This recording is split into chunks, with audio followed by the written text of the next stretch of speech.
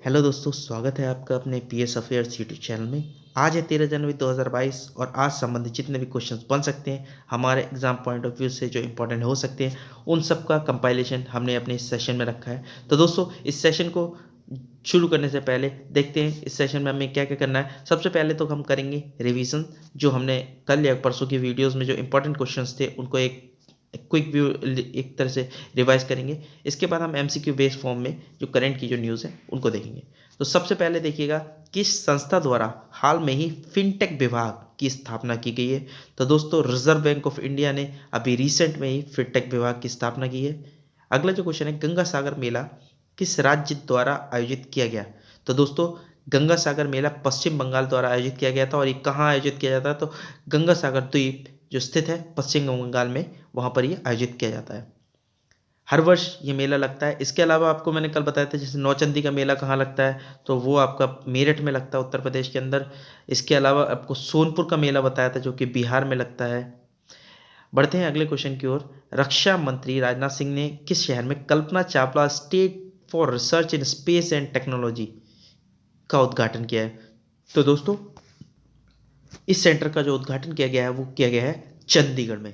चंडीगढ़ में भी कहाँ? तो चंडीगढ़ में जो चंडीगढ़ यूनिवर्सिटी है उसके कैंपस के अंदर। कल्पना चावला कौन थी? तो ये पहली भारतीय महिला एस्ट्रोनॉट थी, जो भारतीय मूल की महिला एस्ट्रोनॉट थी जो कि स्पेस में गई थी। और एक बड़ा ही दुखद दुर्घटना में जब ये स्पेस से लौट रही थी वर्ष 2003 में, तो जो इनके स्पेस शटल का नाम था कोलंबिया, वो ठीक 16 मिनट पहले धरती के जो कक्षा में प्रवेश करने से ठीक 16 मिनट पहले दुर्घटनाग्रस्त हो गया था, जिसमें इनके और इनके साथ जो क्रू मेंबर्स थे उन सब की मौत हो गई थी। अगली जो न्यूज़ है, केवड़िया रेलवे स्टेशन का नाम बदल के क्या रखा गया। तो दोस्तों, केवड़िया जो कि गुजरात में स्थित है, और ये कहाँ पर है अगर आपको पता होगा तो स्टैच्यू ऑफ यूनिटी के सबसे निकटतम रेलवे स्टेशन में से एक है। और इसका जो नाम रखा गया है वो रखा गया है एकता नगर रेलवे स्टेशन। अगली जो न्यूज़ थी, हाल में कोविड के एक नए स्ट्रेन की खोज की गई, इसका क्या नाम रखा गया है। तो दोस्तों, साइप्रस के वैज्ञानिकों ने एक नए कोविड स्ट्रेन की खोज की गई थी, वो थी जो नाम है इसका डेल्ट्रॉन।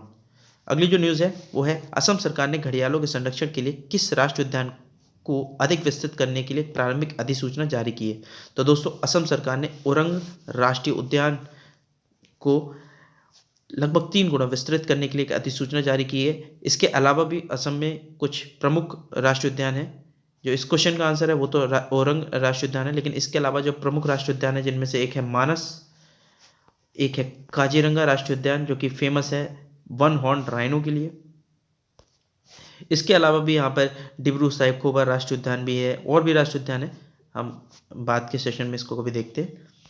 अगली जो न्यूज़ थी, जो हाल में प्रधानमंत्री मोदी जी द्वारा किस दिवस को वीर बाल दिवस के रूप में मनाने की घोषणा की गई थी। तो दोस्तों, 26 दिसंबर को हर वर्ष हम वीर बाल दिवस के रूप में मनाया करेंगे। विदेश मंत्रालय ने पासपोर्ट सेवा प्रोग्राम 2.0 के लिए किस कंपनी से समझौता किया। तो दोस्तों, ये समझौता किया गया था टाटा कंसल्टेंसी सर्विस के साथ में। जिरकॉन हाइपरसोनिक मिसाइल का परीक्षण किस देश ने किया था। तो दोस्तों, ये परीक्षण किया है रूस के द्वारा। AIIB के नए वाइस प्रेसिडेंट के रूप में किस पूर्व RBI गवर्नर को नियुक्त किया गया? ये नियुक्त किए गए थे उर्जित पटेल को। हाल में ही रेल मंत्री द्वारा जीरीबम अगरतला जनशताब्दी एक्सप्रेस रेलगाड़ी को हरी झंडी दिखाकर रवाना किया गया था। ये त्रिपुरा एवं किस राज्य के मध्य चलने वाली पहली रेलगाड़ी थी। तो दोस्तों, अभी मैं आपको बताता चलूँ, ये त्रिपुरा और मणिपुर के मध्य चलने वाली पहली रेलगाड़ी थी। रेल मंत्री कौन है? तो अश्विनी वैष्णव हैं। अभी हमारे जो रेलवे बोर्ड के चेयरमैन कौन है? तो वो है हमारे VK त्रिपाठी। और अब बढ़ते हैं दोस्तों अपने आज के सेशन में, जो अभी नई न्यूज़ हैं उनको देखेंगे। तो सबसे पहले जो न्यूज़ MCQ फॉर्म में है, किस शहर में भारत की पहली मेट्रो वाटर परियोजना शुरू हुई। तो दोस्तों, 4 ऑप्शन हैं आपके सामने, और जो इस क्वेश्चन का राइट आंसर है वो है कोची। कोची कहाँ स्थित है? कोची आपके केरल में स्थित है। केरल, जहाँ की राजधानी है तिरुवनंतपुरम, यहाँ के मुख्यमंत्री हैं पिनरई विजयन, और यहाँ के जो गवर्नर है वो है आरिफ मोहम्मद खान। केरल में कुछ प्रमुख राष्ट्रीय उद्यान मैं आपको बताता चलता हूँ। इरविकुलम राष्ट्रीय उद्यान, साइलेंट वैली राष्ट्रीय उद्यान, पेरियर राष्ट्रीय उद्यान। इसके अलावा पंपादम शोला और मचकेदम शोला भी यहाँ पर स्थित हैं केरल में। तो अब देखते हैं इस क्वेश्चन का आंसर था कोची। और कोची में जो हमारा Kochi rail metro rail limited है उसके द्वारा ये जो परियोजना शुरू की गई है। इससे क्या होगा, कुछ आसपास के 10 द्वीप हैं जिनके कुल दूरी लगभग 76 किलोमीटर तक है और 15 मार्गों को पहचान की गई है। उस पे इस फेरी एक तरह से ये आप देख रहे हैं, जो आपके सामने ये नौका दिख रही होगी, इससे जो यहाँ पर रहने वाले लोग हैं वो आसानी से आ जा सकेंगे। तो ये बहुत इंपॉर्टेंट न्यूज़ है। इसका सबसे बड़ा कारण है क्योंकि ये भारत की पहला ऐसा शहर बना है कोची जहाँ पर वाटर मेट्रो परियोजना शुरू की गई है। अगली जो न्यूज़ है, हेनले पासपोर्ट इंडेक्स के अनुसार भारत की रैंकिंग क्या है। तो दोस्तों, इस वर्ष हमारी जो रैंकिंग है उसमें सुधार हुआ है। और कितनी पदों का सुधार हुआ है, तो लगभग 7 पोजीशंस हम लोग बढ़े हैं, मतलब हमारी कंडीशंस अच्छी हुई हैं। तो पिछली साल जो हम वर्ष 2020 में हम जो 2021 में माफ़ कीजिएगा 21 में जो हम 90वें स्थान पे थे, जो 22 तक आते आते मतलब जो इस साल का पासपोर्ट इंडेक्स रिलीज़ हुआ है उसमें हम 83rd पोजीशन में। याद रखिएगा, जो हमारी वर्तमान रैंकिंग है हेनले पासपोर्ट इंडेक्स के अनुसार वो है 83। अब दोस्तों मैं बताता चलूँ, हेनले पासपोर्ट इंडेक्स बताता क्या है, तो ये बताता है किस देश का पासपोर्ट कितना ज़्यादा स्ट्रांग है। अब आप सोचेंगे पासपोर्ट स्ट्रांग कैसे होता है, तो दोस्तों इस क्वेश्चन का आंसर देने से पहले मैं आपको बताऊंगा नंबर 1 पे जो 2 कंट्री बने हुए हैं वो हैं जापान और सिंगापुर। और इन दोनों के पासपोर्ट को 192 देशों में इनको आप लेके जाइए, आपको बिना किसी वीज़ा के एंट्री मिलेगी। और अगर कहीं पे वीज़ा लग भी रहा है तो वीज़ा ऑन अराइवल मिल रहा है, ठीक है। तो 192 देशों के साथ में जो जापान और सिंगापुर हैं नंबर 1 के स्थान पे बने हुए हैं, जबकि हमारा देश भारत 83वें स्थान पे है। और हमारे देश के पासपोर्ट को आप 60 देशों में बिना वीज़ा या वीज़ा ऑन अराइवल के साथ में यूज़ कर सकते हैं। और अगर आप देखें हमारे पड़ोसी देश में जो पाकिस्तान है वो 108वें स्थान पर है, जिसके जो पासपोर्ट को जो भी पाकिस्तान के निवासी हैं वो 31 देशों में या तो वीज़ा लेस बिना वीज़ा के या फिर वीज़ा ऑन अराइवल के द्वारा यूज़ कर सकते हैं। जबकि चाइना की जो स्थिति हमसे थोड़ी अच्छी है, 64वें स्थान पे है। यूएस से 6ठे स्थान पे, और सबसे बुरा जो पासपोर्ट इंडेक्स में जो रैंकिंग है वो है अफ़गानिस्तान की, जो कि है 111वें स्थान पे। मैं आपको बताता चलूँ दोस्तों, पासपोर्ट और वीज़ा में अंतर होता है। जैसे पासपोर्ट एक तरह से आइडेंटिटी कार्ड का काम करता है हर कंट्री के नागरिक के लिए। अगर मेरे पास इंडिया का पासपोर्ट है, मैं सिटीजन ऑफ इंडिया हूँ एक तरह से, तो मैं अपने देश का पासपोर्ट रखूँगा। जैसे मेरे पास इंडियन पासपोर्ट है, ठीक है। अब मैं किसी और कंट्री में जाता हूँ तो 2 चीज़ें इंपॉर्टेंट होती है। अगर वो कंट्री के साथ में हमारे इतने अच्छे रिलेशन हैं कि वहाँ पर हम बिना किसी वीज़ा के जा सकें, मतलब वीज़ा आपको एक तरह से परमिट, जैसे परमिट होता है व्हीकल्स के लिए हम परमिट लेते हैं कि हमें परमिट इतने दिन के लिए दे दीजिए, वैसे ही वीज़ा भी एक तरह का परमिट होता है। ये अलाउ करता है कि आप हमारे देश में कितने दिन तक रह सकते हैं और किस तरीके से आप रह सकते हैं। जैसे वीज़ा आपको स्टूडेंट वीज़ा मिलता है अगर आप पढ़ने के इच्छुक है, पढ़ने के पर्पज़ से जा रहे हैं। अगर आप मेडिकल पर्पज़ से जा रहे हैं तो आपको मेडिकल वीज़ा मिलेगा। अगर आप काम करने जा रहे हैं तो आपको वर्क परमिट या वर्क वीज़ा मिलेगा। इसी तरीके से वीज़ों के अलग अलग प्रकार होते हैं। लेकिन कुछ देशों में क्या एक नया प्रोसीजर शुरू हुआ है, आपको वीज़ा ऑन अराइवल दिया जाएगा। वीज़ा ऑन अराइवल क्या है, जैसे आप इंडिया से तो उड़ गए प्लेन में बैठे और इंडिया से उठ के आप उतरे यूएसए में, ठीक है। यूएसए में आपने कोई पहले इंडिया में कोई इंडियन एम्बेसी, इंडिया में जो यूएसए की एम्बेसी थी, आपने कोई ऑनलाइन वीज़ा या फिर कैसे भी वीज़ा अप्लाई नहीं किया। आप यूएसए में उतरे और यूएसए में जैसे ही आप एयरपोर्ट पे गए तो एयरपोर्ट पे एक काउंटर था जहाँ पर लिखा था visa on arrival for Indians. आप गए वहाँ पर, आपने डॉक्यूमेंट अपने जमा किए और आपको फ़ौरन जितने भी पीरियड के लिए चाहिए, जो उन जिस हिसाब से आपको चाहिए होगा, जो सूटेबल होगा, उस हिसाब से आपको उसी कंट्री में जाकर वीज़ा मिल गया। तो ये होता है वीज़ा ऑन अराइवल, जबकि ऐसा हर देश के साथ नहीं होता, ठीक है। बहुत सारे देश आपको पहले ही आपको अपने कंट्री में ही उनकी एम्बेसी में जाके या उनके उच्चायोग में जाके अपना वीज़ा लगाना पड़ता है, मतलब वीज़ा की परमिशन मांगनी पड़ती है। वो जब वीज़ा देते तभी हम वहाँ पे जा सकते हैं। तो दोस्तों ये था हेनले पासपोर्ट इंडेक्स, जिसमें अपने देश की जो रैंकिंग है वो है 83rd। और ये बहुत बहुत इंपॉर्टेंट क्वेश्चन बनता है, कई बार ये एग्जाम्स में पूछा जाता है। बढ़ते हैं अगले क्वेश्चन की ओर। हाल में किसे मुख्य अर्थशास्त्री के रूप में चुना गया है जो कि गीता गोपीनाथन की का स्थान लेंगे। और ये मुख्य अर्थशास्त्री कहाँ पे है, तो IMF international monetary fund question थोड़ा आधा सा रह गया। तो IMF के नए मुख्य अर्थशास्त्री के रूप में हाल में किसे चुना गया है, जो कि भारतीय इससे पहले थी गीता गोपीनाथन मुख्य अर्थशास्त्री थी। ये चुना गया option number A Pierre Olivier Gourinchas के लिए, ठीक है, पियरे ओलिवर गॉरिचस। और आप देख सकते हैं राइट आंसर है ऑप्शन नंबर ए।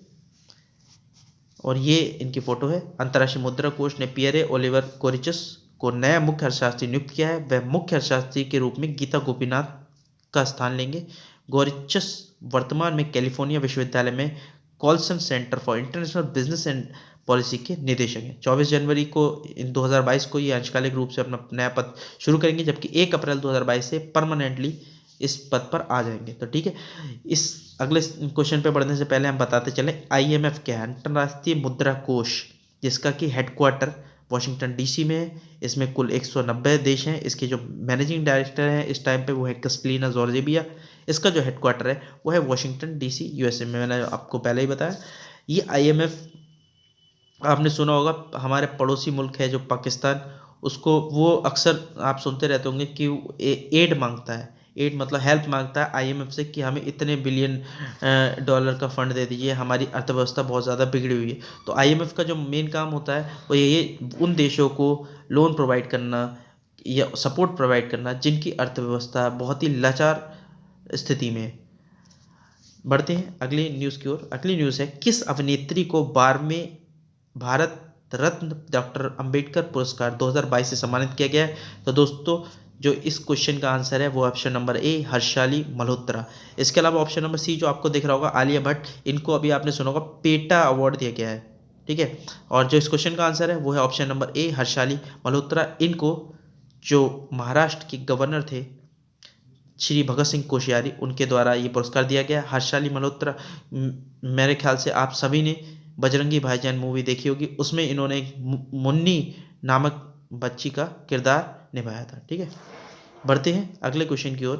हाल में किस राज्य सरकार ने युवाओं को ओलंपिक हेतु प्रोत्साहन प्रदान करने के लिए मिनी ओलंपिक के आयोजन की घोषणा की है? तो दोस्तों ये राज्य है महाराष्ट्र। महाराष्ट्र के उप मुख्यमंत्री अजीत पवार द्वारा ये घोषणा की गई थी कि हम महाराष्ट्र ओलंपिक एसोसिएशन के बैठक में ये कंफर्म कर दिया गया था कि हम 1 मई के आसपास एक ऐसी स्पर्धा का आयोजन करेंगे जो कि ओलंपिक में जाने वाले हमारे खिलाड़ियों के लिए एक तरह से मिनी ओलंपिक का काम करे। और ये ना क्या हम कह सकते हैं कि ओलंपिक खेलों को प्रोत्साहन देने के लिए ये मिनी ओलंपिक का आयोजन किया जा रहा है, ठीक है।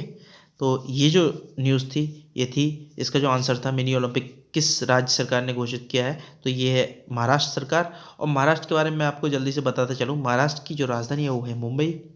महाराष्ट्र के मुख्यमंत्री हैं श्री उद्धव ठाकरे और महाराष्ट्र के जो राज्यपाल हैं वो हैं श्री भगत सिंह कोश्यारी। बढ़ते हैं अगली न्यूज़ की ओर। और अगली न्यूज़ है, आंग सान सू की को 4 साल और कैद की सज़ा सुनाई गई है। ये किस देश से संबंधित है? तो दोस्तों ये संबंधित है म्यांमार से, हमारे पड़ोसी देश म्यांमार। दोस्तों ये बहुत समय तक जेल में रही थी और जेल से ये लगभग मेरे ख्याल से 2015 में छूटी थी, जब इनकी पार्टी ने इलेक्शन कंटेस्ट किया था म्यांमार में। और उससे पहले म्यांमार में आर्मी रूल या फिर आप कह सकते हैं मिलिट्री रूल हुआ करता था, जैसे आप जुंटा भी कहते हैं, मिलिट्री जुंटा भी कहा जाता है कई जगह पे। तो 2015 में इलेक्शन हुए जहाँ पर इनकी पार्टी ने एक लैंडस्लाइड विक्ट्री की थी। उसके बाद इन पर एक विवाद भी रहा था क्योंकि इन्होंने जो शादी की थी वो एक विदेशी नागरिक से की थी और उससे इनके 2 बच्चे भी थे। तो म्यांमार के जो रूल है वहाँ पे प्रेसिडेंट बनने के लिए आपको पूरी तरह से एक म्यांमार का इनहेबिटेंट होना चाहिए और आपका जो पति और बच्चे ये भी आपके कहाँ के होना चाहिए, म्यांमार के। तो इस वजह से इनको प्रेसिडेंट नहीं बनाया गया था। ये एक्सटर्नल मिनिस्टर थी उस दौरान। उसके बाद 2020 में दोबारा से चुनाव हुए थे, उस दौरान भी इनकी पार्टी को लैंडस्लाइड विक्ट्री मिली थी। लेकिन क्या हुआ, 1 फरवरी 2021 को एक कू हो गया। कू क्या होता है, तो मिलिट्री ने जो इनकी सरकार थी उसको हटा दिया और ये बोला कि अब हम रूल करेंगे और इनको जेल में डाल दिया था, ठीक है। तो ये जब से जेल में है और अभी रिसेंट में इनकी जो जो सेंटेंस का टाइम था, मतलब आप कह सकते हैं जो कैद जो ये काट रही थी सज़ा, उसको 4 साल बढ़ाया गया है। और इसके लिए ऐसा आरोप लगाया गया है कि इनके पास वॉकी टॉकी मिला था और ये कोविड नियमों का या कोविड प्रोटोकॉल्स का उल्लंघन कर रही थी। और इसके विरोध में यूनाइटेड नेशंस, यूरोपियन यूनियन, कईयों जो अंतर्राष्ट्रीय स्तर पर संस्थाएं हैं उन्होंने अपना विरोध जाहिर किया है। बट देखते हैं आगे क्या होता है। म्यांमार के बारे में मैं आपको बता दूं, और ये जो आप फोटो देख रहे हैं ये है आंग सूकी का। ये 76 वर्षों से है, मतलब 76 वर्ष की आयु है इनकी। और जो म्यांमार के बारे में मैं बता दूं आपको, म्यांमार की जो राजधानी है वो है नाइपीडो, और म्यांमार जो मुद्रा चलती है वो है कयात। बढ़ते हैं अगली न्यूज़ की ओर। अगली न्यूज़ है, किस शहर में भारत का पहला हेली हब स्थापित किया गया। तो दोस्तों इस क्वेश्चन का जो राइट आंसर है वो है ऑप्शन नंबर ए, गुरुग्राम। गुरुग्राम में भारत का पहला हेली हब बनाने की घोषणा हरियाणा के डिप्टी सीएम दुष्यंत चौटाला द्वारा की गई थी। ये इस अपनी तरह का पहला ऐसा हब होगा, या हेली हब जिसे बोला जा रहा है, जिसमें हेलीकॉप्टरों के लिए एक ही स्थान पर सभी सुविधाएं होंगी। हेली हब के द्वारा गुरुग्राम में बनाया जाना से बहुत सारा जो सहूलियत होगी, जो आसपास के औद्योगिक क्षेत्र हैं, जैसे नोएडा है, भिवाड़ी है, उनसे हमारी कनेक्टिविटी बहुत अच्छी तरीके से जुड़ी रहेगी या बढ़ जाएगी, आप ये कह सकते हैं। अगली जो न्यूज़ है वो है, नॉर्थ ईस्ट फेस्टिवल का 9वां संस्करण हाल में किस शहर में संपन्न हुआ है। दोस्तों जो इस क्वेश्चन का आंसर है वो है ऑप्शन नंबर ए, गुवाहाटी। और गुवाहाटी कहाँ है? गुवाहाटी असम में है।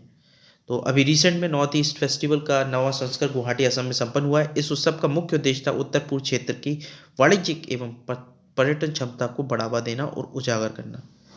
तो दोस्तों अगली जो न्यूज़ की ओर बढ़ेंगे हम। गेटवे टू हेल जो खबरों में बना हुआ है, ये किस देश में स्थित है।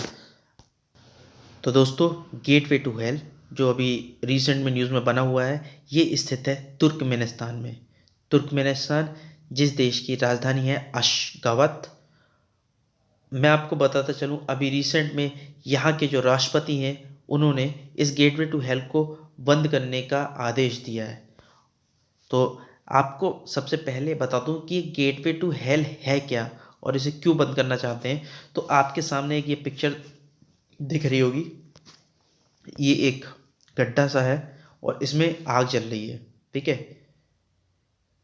इसमें आग की कोई 2-4 साल पहले से नहीं जल रही है, बहुत लंबे समय से जल रही है। कहते हैं कुछ मानवीय गलतियों के चलते ये आग लगभग आज 50 साल हो गए हैं और ये 50 साल बाद भी इसी तरीके से चल रही थी। तो क्या थी गलती, जानते हैं आसान भाषा में। तो दोस्तों आज से लगभग 50 साल पहले वर्ष 1971 में, जब तुर्कमेनिस्तान यूएसएसआर, ये कह सकते हैं आप सोवियत रूस का हिस्सा हुआ करता था, उस समय जो एक जियोलॉजिस्ट, उस समय पे जियोलॉजिस्ट नेचुरल गैस की खोज कर रहे थे।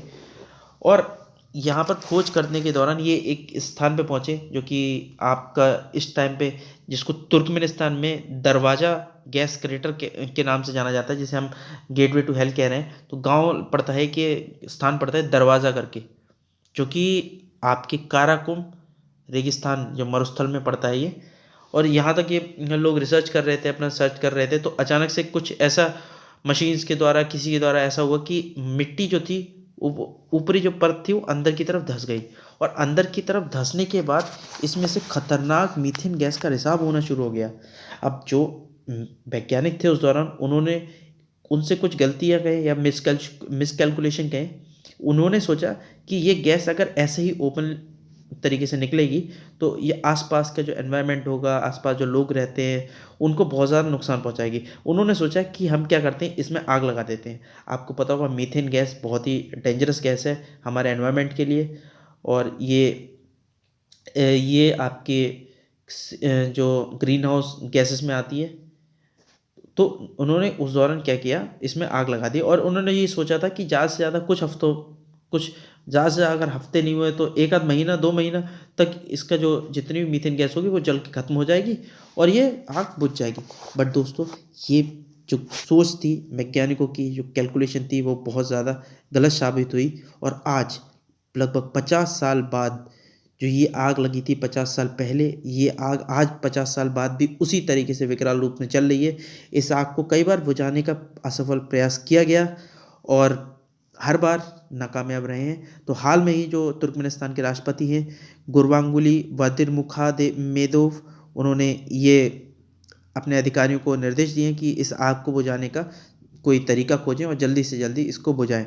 अब आप सोच रहे होंगे तो भाई इतने साल से आग चल रही है तो इससे जब अब तक मतलब मीथेन से तो कम ही नुकसानदायक होगी ना ये, लेकिन एक्चुअल में दोस्तों इससे दो नुकसान है तुर्कमेनिस्तान के लिए। एक तो नुकसान यहाँ पे एनवायरनमेंट को नुकसान पहुँचा रहा है, हार्म पहुँचा रहा है, साथ साथ जो नेचुरल गैस के रिसोर्सेस हैं वो भी इसके साथ क्या हो रहा है, ख़त्म हो रहा है, जली तो रही है गैस। इससे अच्छा अगर वो चाहे उस जो मीथेन जो गैस है उसका सोर्स ढूंढ के उसको निकाल कर हम कहीं और बेच सकते हैं। और तुर्कमेनिस्तान दोस्तों वही देश है जिसके साथ हमने एक परियोजना पे काम करने का प्रयास किया था, लेकिन वो अभी तक सक्सेसफुल नहीं हो पाई है। तापी गैस प्रोजेक्ट आपने सुना होगा, Turkmenistan Afghanistan Pakistan India project था, जिसमें क्या तुर्कमेनिस्तान से एक पाइपलाइन अफगानिस्तान पाकिस्तान होते हुए भारत आनी थी। बट अभी तक ये मतलब जो प्रोजेक्ट है ये ठंडे बस्ते में पड़ा हुआ है। और तुर्कमेनिस्तान के बारे में मैं आपको बता दूं, ये छठा सबसे बड़ा इसके पास नेचुरल गैसेस का रिजर्व है। अगर आपसे पूछा जाए दुनिया में सबसे बड़ा नेचुरल गैस का रिजर्व किसके पास है, तो रशिया के पास है और छठे नंबर पे ये है। और हाँ, सबसे इम्पोर्टेंट बात तो ये है ही, जो आप देख रहे हो जो दरवाज़ा गैस क्रेटर जो आप अपनी स्क्रीन पे देख रहे हो, जिसे गेट वे टू हेल भी कहते हैं, मतलब नरक का रास्ता भी कहते हैं। ये एक टूरिस्ट स्पॉट बन गया है अब आजकल। यहाँ पर जो पर्यटन का एक तरह से मुख्य केंद्र बन चुका है। तो दोस्तों उम्मीद करूँगा आपको ये न्यूज़ समझ में आई होगी। बढ़ते हैं अगली न्यूज़ की ओर। और अगली न्यूज़ है, लेकिन हाँ तुर्कमेनिस्तान को आप मैप में एक बार देख लेते हैं, ये अपना प्यारा सा भारत है और यहाँ से आप जा रहे हैं तो ये आपका तुर्कमेनिस्तान है। और जो तुर्कमेनिस्तान कैपिटल मैंने बताई थी अशगाबत, ठीक है। और तुर्कमेनिस्तान में एक डेजर्ट है काराकुम, और काराकुम डेजर्ट के अंदर ही ये दरवाज़ा गैस क्रेटर स्थित है। बढ़ते हैं अगली न्यूज़ की ओर। और अगली न्यूज़ है, हाल में किस देश के लैंडर को चांद की सतह पर पानी की पहली बार ऑन साइट सबूत मिले हैं। तो दोस्तों चीन का एक लैंडर था जिसका नाम था चांग-ए 5 लूनर लैंडर, इसको चांद की सतह पर पानी के पहली बार ऑन साइट सबूत मिले हैं। और ये जो अध्ययन है स्टडी है 8 जनवरी 2022 को साइंस एडवांसेस पत्रिका में प्रकाशित भी हुई थी। तो दोस्तों बढ़ते हैं अगली न्यूज़ की ओर। और अगली न्यूज़ है, चंद्रशेखर पाटिल जिन्हें चंपा के नाम से जाना जाता है, वह कौन थे। चार ऑप्शन हैं आपके सामने, क्या वह गायक थे, लेखक थे, सितार वादक थे, एक्टर थे। तो दोस्तों जो चंद्रशेखर पाटिल जी थे ये एक बड़े ही विख्यात लेखक थे और इनका भी हाल में ही निधन हुआ है 82 वर्ष की आयु में।